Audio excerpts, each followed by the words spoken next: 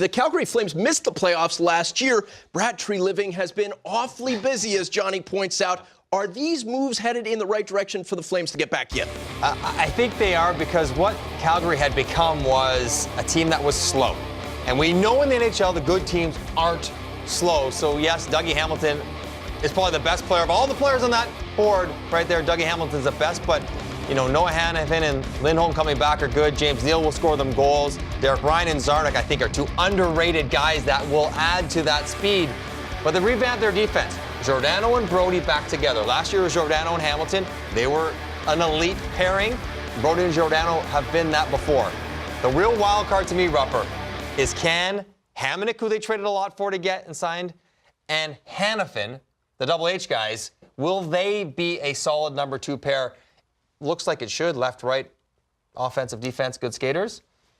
We'll see. I mean, that if they are, they're in good shape. If they're not, it's trouble. Yeah, and I think, first off, just from looking at that board right there, TJ Brodie's one of the most underrated guys, I think, on the back end in the National Hockey League. But he struggled with Hamonic last year. Yeah. But he's been great when he's played with Giordano in his career. When he gets slotted into a certain role properly, he can thrive off of it. But I also look in that trade, Elias Lindholm, he's a player I'm looking at. I'm watching, because I think there's a lot of untapped stuff in there. That if they can get that out of him, I think this trade over time will fall in a big favor for the Calgary Flames. Any concern with so many Carolina players? New coach, Ryan, there you go. Lindholm, Bill Peters. You're a quarter of your roster was brought in from Carolina, a team that had good parts, but hasn't had a lot of success either. Any concern with that with one team? But, if Mike Johnson becomes the coach of this team, you're not bringing you're bringing the guys you believe in. You're getting your stamp now. Yeah. So I guess my point is,